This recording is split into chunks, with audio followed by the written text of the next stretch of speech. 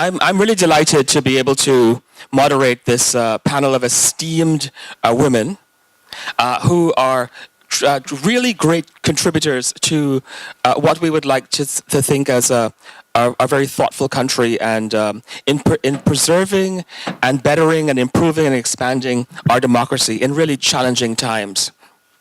This panel is called Defending Our Democracy, because we're living in a time, and you're quite young, but in a time where lots of the things that we took for granted are being taken away from us. You know, when I was in law school, the guy who is the current nominee by the President of the United States, Brett Kavanaugh, was my classmate at law school. And one of the things that Brett believes in so dearly is the imperial presidency. When we think of ourselves as a democracy, we think of ourselves as each of us having a certain amount of individual power, that collectively we will vote and we will get the kind of country in which is self-governing, and where we have a representative democracy where we have voted people in who will carry on our traditions. The current nominee doesn't believe that. He believes that the president should be exempt from prosecution, from criminal investigations, and even civil investigations while he or she is president. That will transform how we deal with crises that we're dealing in the White House right now. And I think that every day I wake up and there's a new challenge to the fundamental principles of our democracy. And this panel is going to illuminate throughout history we've dealt, and sometimes very effectively and appropriately, with these challenges that we created out of slavery and out of Jim Crow. We finally got the Civil Rights Act of 1964 and the Voting Rights Act of 1965, and the things that seemed to put us on the right path. And by the time we got to 2008, we'd seen men and women, and African-American men and African-American women rising to levels previously unthought that they could do. And in the last election, we had our very first female head of a nominee for the country. Those seem to be showing us that we are moving towards a great path. But there are lots of things have happened since that moment that are very troubling. And so this panel, who I'll introduce, are here to talk about some of those things and what we might be able to do to challenge those. Janet Deward-Bell, to my left, is a social justice activist and author, and she'll be our first presenter. To her left is Sue Udry, who's the executive director of Defending Rights and Dissent. Natasha Merle is the senior counsel from the NAACP Legal Defense Fund. And Ginna Green is the managing director, Democracy Collaborative, Rethink Media. All of their bios are in your materials, so I don't want to spend more time telling you just how amazing and incredible each of them is. But first, let me ask Janet. Democracy, Janet, is a work in progress. Its ideals of justice and equality still remain aspirational. Your family story reflects some of the aspirational and important strides that we have achieved in our democracy, but there are challenges that remain. Tell us what you think your family history shows, and what you think are the great threats to our democracy today. Thank you very much. I always stand up. Is this on? Okay. And I'd like to do part of my presentation. Can you hear her? Can you hear me? Because I can really use my outside voice if necessary. So, oh Lord, I done. Oh Lord, I done. Oh Lord, I done. What you told me to do. Well, you told me to pray. I done. Well, you told me to pray. I done. Well, you told me to pray. I done. I done what you told me to do, and you told me to march. I done. Well, you told me to march. I done. Come on, children. Well, you told me to march. I done. I done what you told me to do. Ain't gonna let nobody turn me around.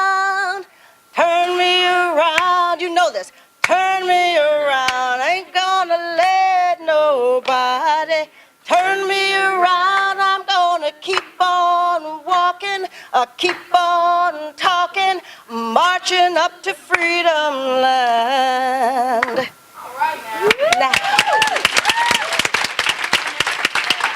The power, the praise, and brilliance of Negro spirituals, gospel music, freedom songs speak to survival, a theology in song, philosophy, and leadership canon in song.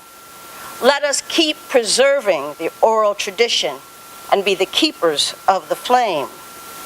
Servant leadership, transformational leadership, ethical guidance, authenticity, courage, and purpose. Oh, yes. I thought it was up already. Okay. Those are the themes of the women in my book. I interviewed 9 remarkable women in lighting the fires of freedom, African American women in the Civil Rights Movement. Merle Evers is the final chapter. Of course, there were wonderful men. Medgar Evers, Andrew Goodman. How privileged you are, be it anything named after Andrew Goodman or the Goodman family. James Chaney, Michael Schwerner, and my late husband, Derek Bell. My personal story, my mother was born in rural Arkansas. She stopped school at the 8th grade because the nearest high school for black students was 100 miles away in Little Rock. Let me see if I do this right. There's my mother, isn't she cute? Willie Mae Neal. This is my grandmother, even cuter. She was under 5 foot, weighed less than 100 pounds, could drag a 100-pound sack of cotton through the fields in 120-degree heat. That's my legacy. That's something I feel I have to live up to every day. So I've lived a life dedicated to social service, social justice, servant leadership. And that I want to commit to people because that's a life worth living. So, how do we get over?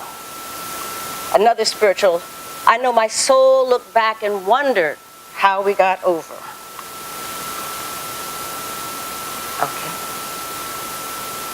Oops, there's one more, the other way? Yep. There's one more slide. That's all right. We will use our imagination. The slide, most of you are in college, right? You know what a Venn diagram is. Has 3 little circles, and the circles are authenticity, courage, purpose. Authenticity being your true selves at the highest level, not taking low to anyone, seeking and recognizing the authenticity in others. Courage to express your authenticity, purpose to embrace the struggle. Remember, there is joy in the midst of the struggle. Aim high and then higher. The women and men in the Civil Rights Movement did not stand on ceremony. They showed up and they did the work that needed to be done. To do as Martin Luther King might have said, to bend the arc of the universe toward justice. They did not give in to cynicism and despair. They stood their ground, their worthy ground of decency, faith, community, and justice. So from my experience and long experience and involvement in the Civil Rights Movement, not at the same level as many, I want to leave you with this part of my presentation. Deep in my heart, I do believe that we shall overcome someday. Thank you.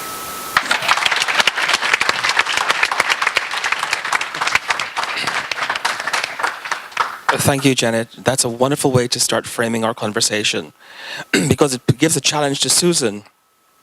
Susan, you've seen student protest and other forms of political dissent in public civic spaces up close.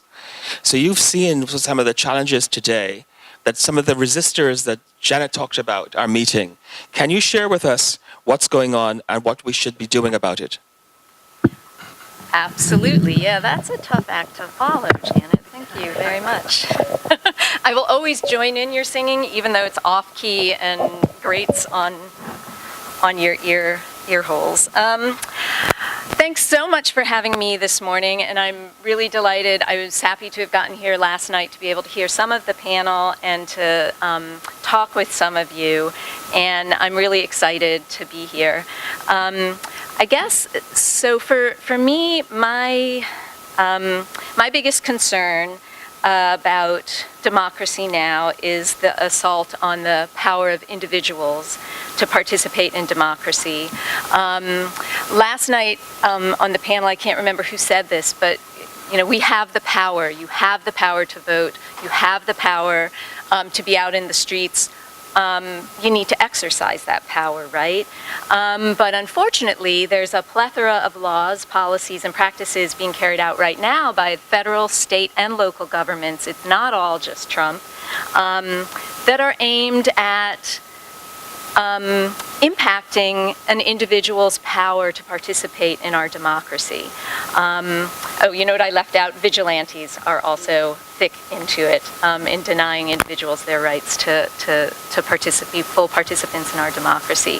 So I'm talking about mass surveillance, I'm talking about targeted surveillance, I'm talking about anti-protest laws, fear-mongering about protesters, harsh prosecutions of protesters, and whistleblowers. And I don't think it's a secret that this assault is borne most heavily on communities of color, which includes the Muslim community. If there's any doubt about that, I'm happy to talk more about how the weight of repression always falls most heavily on communities of color. So at Defending Rights and Dissent, our focus is on people's right to political expression. And by that, do I need to bring the mic a little closer? Okie doke. Sorry, I could also talk louder. So by that, we mean being out in the streets, being able to amplify your voice and your role in this democracy. So last night I was talking to Robert Masters, the board member of the foundation, about the history of defending rights and dissent. And I told him that we were born in 1960 as the National Committee to Abolish HUAC, which he knew what it was. He said, you've got to ask for a show of hands of how many people here know what HUAC was. That's the House Un-American Activities Committee. That was a congressional committee that terrorized left-leaning intellectuals, artists, and activists in the 40s, 50s, and 60s by hauling them before Congress and accusing them of being communists. Careers were ruined, people went to jail for refusing to testify about their political beliefs, and friendships were ended.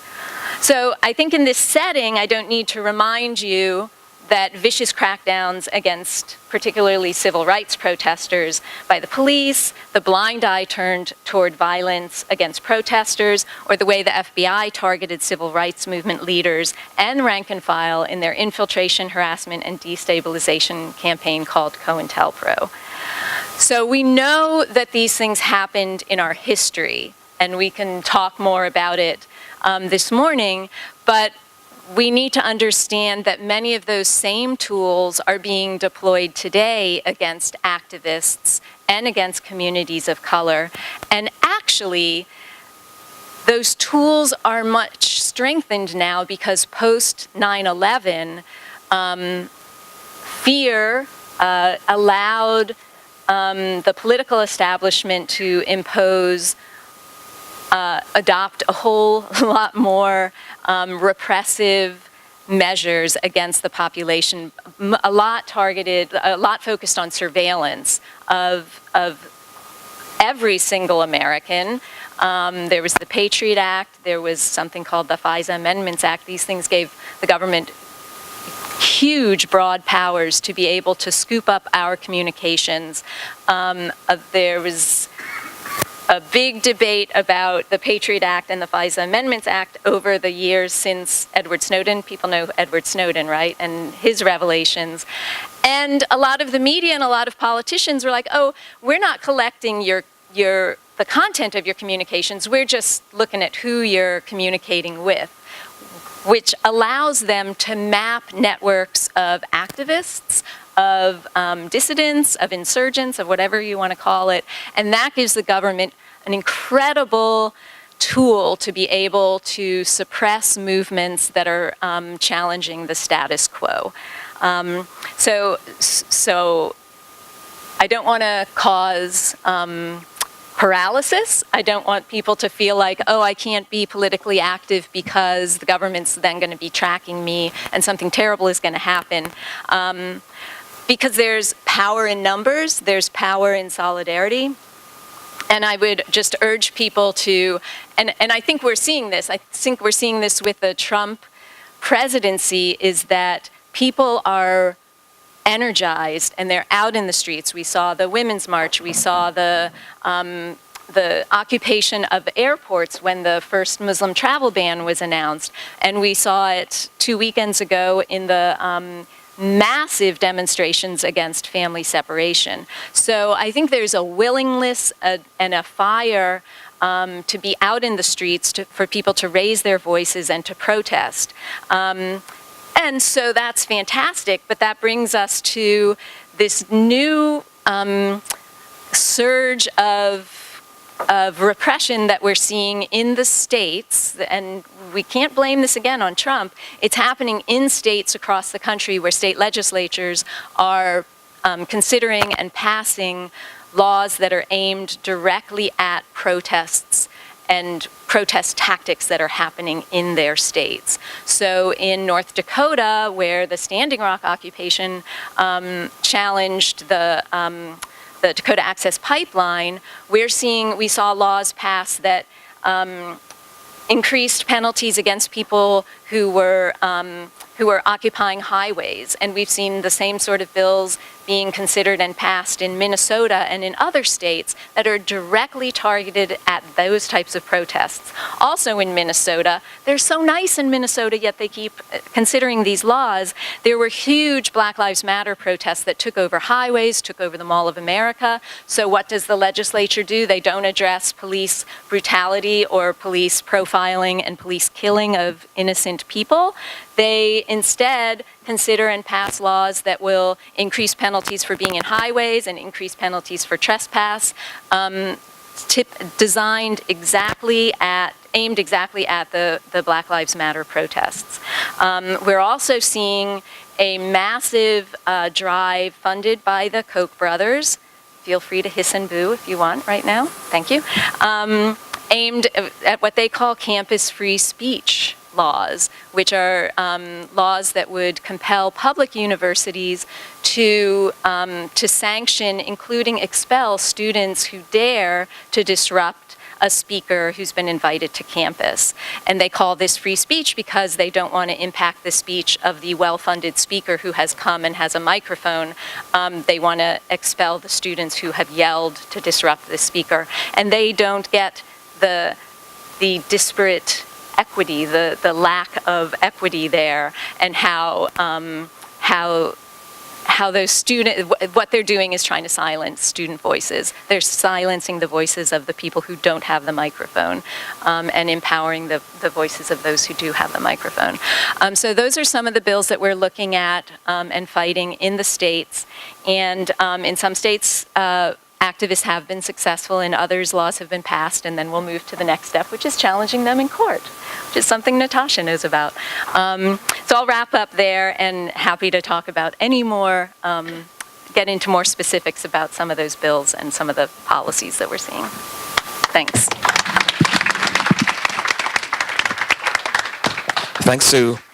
Natasha is the senior counsel at the NAACP Legal Defense Fund. You guys know this amazing group because that's the group that won Brown versus the Board of Education case. Natasha has been doing some really important legal work, and the work that's central to what we're doing here at the Andrew Goodman Foundation. You know, we believe in a just, inclusive, and sustainable democracy. And our students are doing everything from voter registration to removing impediments to vote, to voting, to GOTV efforts and social justice initiatives. but they're going to experience a problem that you've been dealing with and the people that you've been representing. Can you tell us about what's been happening in the landscape of voter suppression and some of the other issues and what they can help, how they can help deal with it? Yes. Thanks for having me. I actually have a slideshow as well, which I don't know how I'm going to do it from here. Well, does this do anything? Other direction. Wow, there you go, technology. So following the Supreme Court's 2013 decision in Shelby County versus Holder, do y'all know that case at all, Shelby County versus Holder? It was the case that struck down key provisions of the Voting Rights Act of 1965, specifically Section 5 and Section 4B, which required certain states that, long story short, had a history of discrimination. Before those states who were covered under Section 5 and Section 5 of the Voting Rights Act, they had to seek pre-clearance from the Department of Justice before they made any changes to ensure that those changes were not discriminatory, had a discriminatory impact, or had discriminatory intent.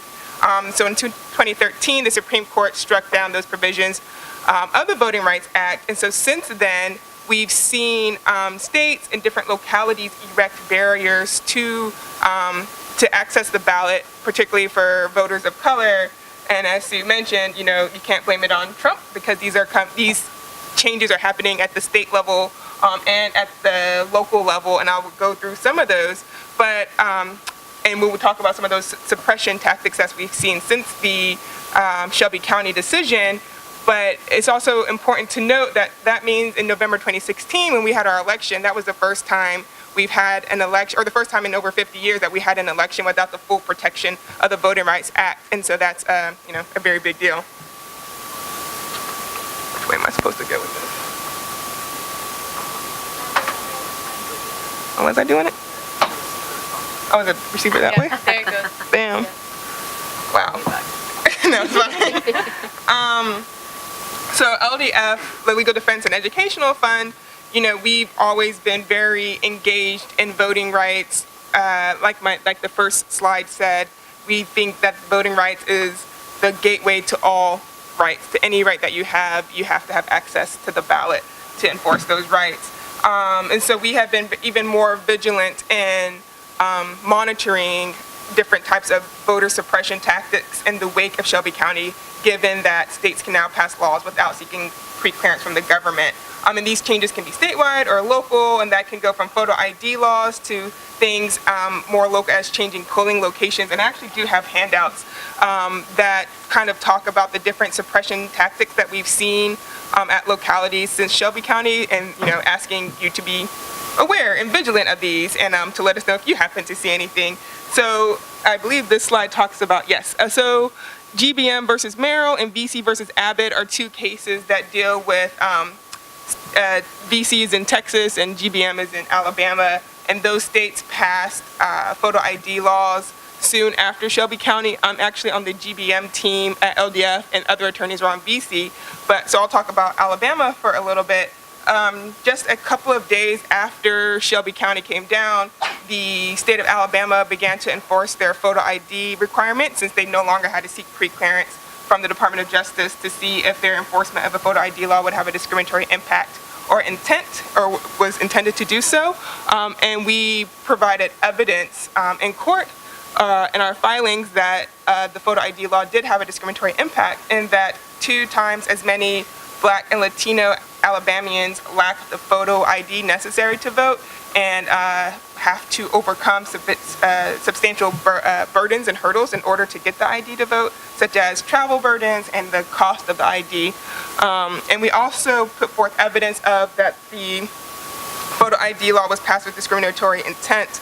And you probably have heard about other states passing photo ID laws, so Texas and North Carolina. I think what is interesting and what is important about Alabama is that we actually have what we would call more direct evidence of discriminatory intent. The same legislators who passed the photo ID bill for Alabama passed other laws where the court found that they were intending to dilute Black voters. The same legislators. These same legislators who sponsored this bill were recorded calling Black people Aborigines and illiterates. And so these same legislators go on to pass a photo ID bill, but they say that, they want people of color to vote, but their statements would, say otherwise. But like I said, also, there's other laws that are other changes that have a discriminatory impact, like the changing of polling places with last minute notice. In Georgia, for example,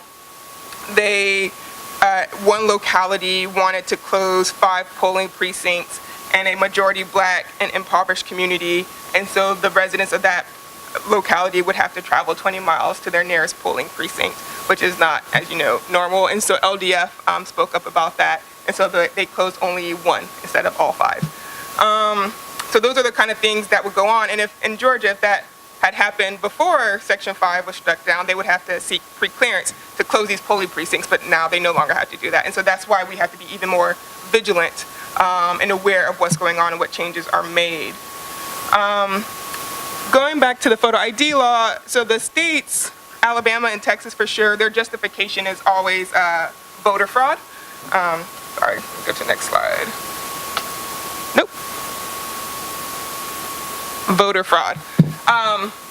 So the states always use voter fraud as a justification for restrictive voting measures, and you can see that there's a history. They use voter fraud to justify poll taxes, all-white primaries, and literacy tests, right? Those were all to ensure, confidence in the ballot, to ensure confidence in the democracy, but what it really led to was disenfranchisement of voters of color. And so similarly here, we have photo ID laws, and they use voter fraud as a justification. And this one in this one instance, we can go back to President Trump. So most recently during his campaign, and even after his campaign, Trump gave a lot of statements about how voter fraud is very prevalent, how he would have won the popular vote but for voter fraud. And then he goes on to create a voter fraud commission. I think it's called like the Presidential Election Commission or something of that nature, or Integrity Commission. Yes, it was a voter fraud commission, and they were going to investigate voter fraud, and they were going to uncover it, and then they were going to ensure democracy stands. Well, the problem with that is that there is no evidence of widespread voter fraud. One of the people he put in charge was Chris Kobach, who you may have heard about recently because he recently had a big loss in court. Yes, you can boo for him too. You can boo for Chris Kobach. So he puts this person in charge who, Chris Kobach, he's the secretary. He is the Secretary of State of Kansas. So Secretary Kobach, who has long believed in voter fraud, he puts other people on the commission who have long believed that voter fraud exists. And when they speak about voter fraud, they don't speak about everybody or anybody committing voter fraud. They talk about Black, Latinos, and including Muslims committing voter fraud. And you know this because President Trump, when he was on the campaign trail, he would go around and do his campaign statements or his speeches, and during a lot of them, he would be in front of a high majority white audience, 99% white audience, and he would tell the audience, they're stealing the election from us. You need to go to their communities and watch them because that's where they're committing voter fraud. And he would name cities, where it was majority minority communities like St. Louis and Chicago and Philadelphia. And so LDF sued over the voter fraud commission. I was part of that case as well. I like suing. So we sued Trump and the commission and Chris Kobach and the vice president over the creation of the voter fraud commission because it was our position, and we believe we presented evidence that the commission was created with the intent to discriminate and disfranchise Black and Latino voters. And that commission was actually disbanded in January, and they said it was because of all the lawsuits. So that was great. So last, I just want to talk about our efforts at LDF. This slide says voter intimidation versus prepare to vote. So prepare to vote is LDF's prepare to vote efforts are really intended to address and just to make sure everybody, like I said, we're nonpartisan, so make sure that everybody has access to the ballot, and we do it mostly in 5 states. LDF has a history of being in the South, so the states we monitor are mostly in the South. So Texas, Alabama, Louisiana, Georgia, and I believe Missouri as well, because we've had litigation in St. Louis. And so we'll be out, we've already been out there for the primaries, and we'll be out there for the midterms. And I, recommend, you getting involved. I know we're not the only people that do prepare to vote. There's election protection as well that does similar, I believe, nonpartisan poll monitoring. Also South Carolina. We're in South Carolina. And South Carolina is great because in South Carolina, they actually let you go in the precinct. And in Alabama, you have to be 30 feet outside the precinct. And in Texas, you have to be 100 feet outside. But in South Carolina, you could be right there. And so you can hear everything they're saying, which is fascinating. So I would really recommend you participating in that, because especially in this time, it's even more important that we have as many people on the ground watching and monitoring and making sure people are doing what they should to make sure that we have as many people as possible having access to the franchise. Thank you, Natasha.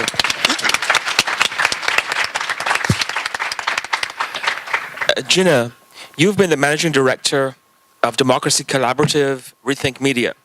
You've heard the earlier panelists, and you've heard them talk about the actual threats that are out there. Yet I think there's a disconnect between what Natasha says is happening and what some people think is true. Can you tell us what's actually happening in the space of media and what we should be doing to get our thinking straight? Absolutely. Good morning. Can everybody hear me?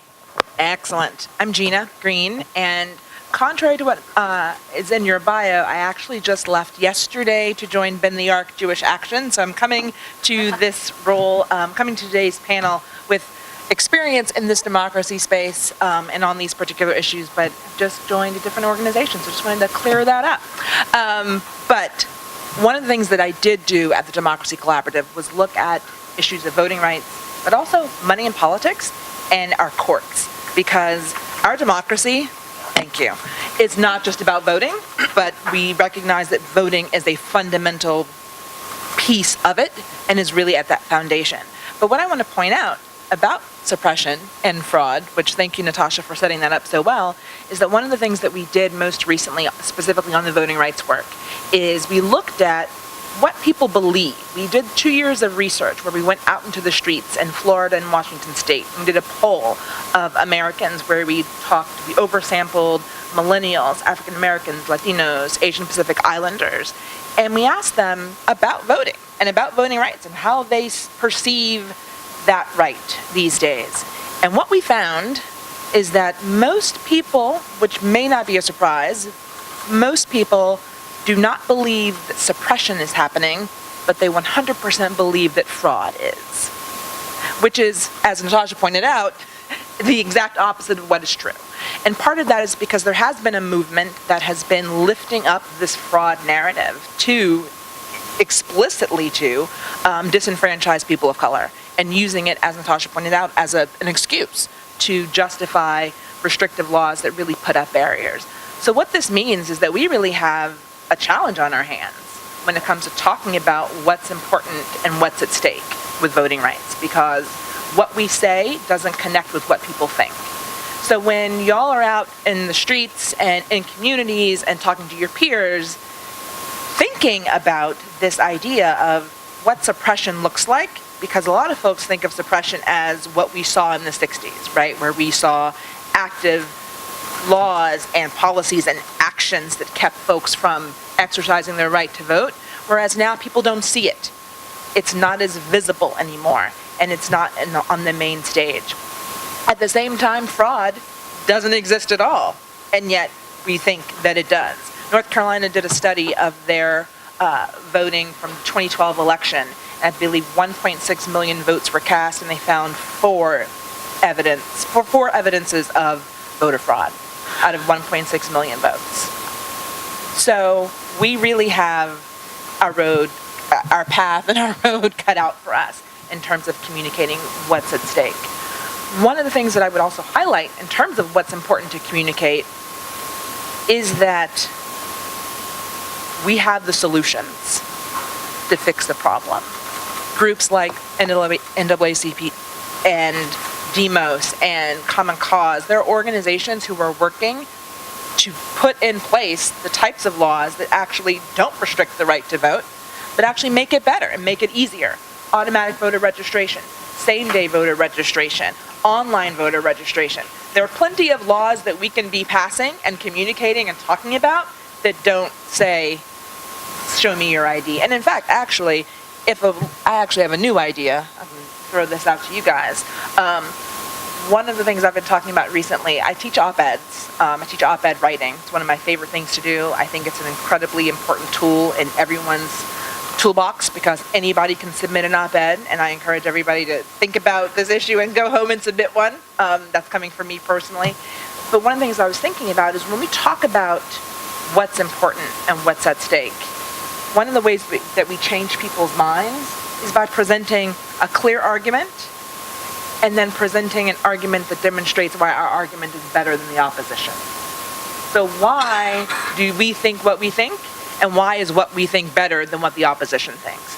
And so with voting, one of the things that I've been talking about most recently, is exactly voter ID, because that's a tough position to be in because it seems intuitive, right? Everyone's like, oh, you need an ID to buy this, you need an ID to go here, you need an ID to get on a plane, you need an ID to do all sorts of things. So why wouldn't you need an ID to do something so important as voting?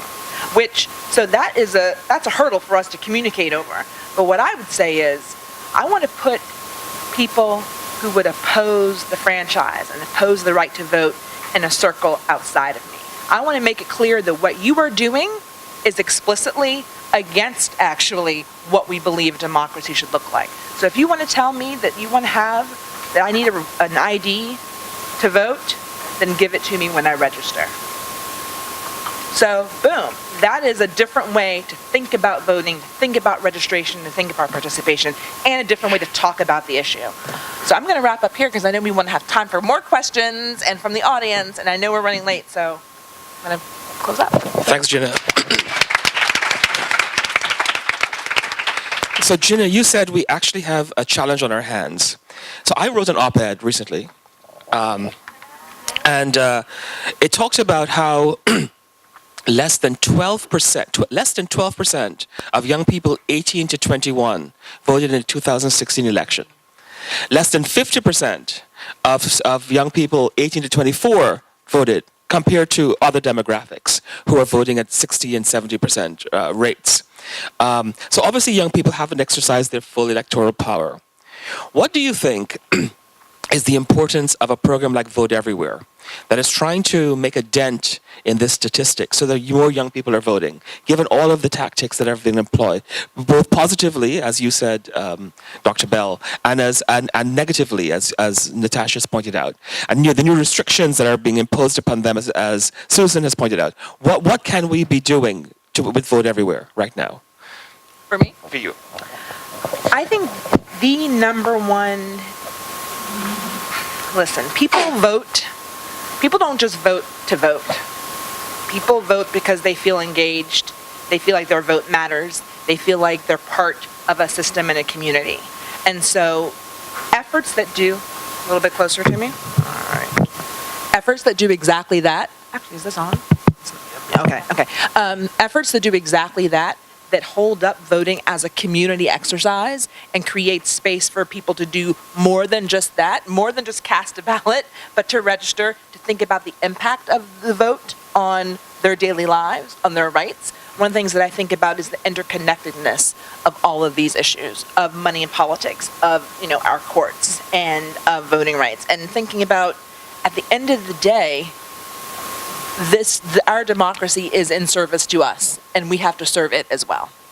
And that means registering, voting, participating, not thinking of it as a once every 4-year task or once every 2-year task, but it's all the time.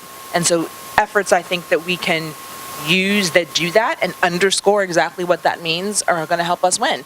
And also, look, when it comes to voting, we can't also leave out what we vote for. And that means candidates who reflect our communities, candidates who can run and win, who don't have to be... Has anyone ever heard of the term to be Rolodexed? So, a couple people. So basically that means that if you want to run for the U.S. Congress, essentially you have to prove to the parties that your Rolodex is worth $1 million before they'll consider you being their candidate, which means that most of us don't have a Rolodex that looks like that. We can't come up with $1 million. So our democracy means candidates who can speak to communities who don't have $1 million in their Rolodexes and make it possible for people to vote and want to engage in the system. By the way, folks, Rolodex means your contact list. Dr. Bell, is there a cultural component to this? It seems to me that there was a certain time, and tell me if I'm wrong, where one of the cultural things of being an African American was to at the period of civil rights was to ensure and do everything you could to have the right to vote and to vote. Is that changing, and what can we do about that? I think there is a cultural aspect, and I also want to say something that people vote out of fear. That's my theory for why a majority of white women voted for Donald Trump in 2016, because they thought the great white father was going to take care of them. And so they're looking at the dismantling of all the rights that were won in the 20th and 21st century. So I was just going to say that just a quick point is that I also like cognitive linguistics and like cognitive science and like why people do the things they do. And one of the things that we've seen really recently over the last 10 years or so is that conservatives tend to think differently and progressives tend to think a little bit differently. So messages of fear resonate amongst conservative audiences. So 100% that I agree that that's what's in play. But messages of hope and aspiration are what resonate with progressive audiences. And so that's what I was getting at earlier when I said we have the solutions, right? And everyone got excited about same-day automatic voter registration because we are motivated by different things. So if we can communicate from a place not of fear, we can mobilize our base even more. Yes, with the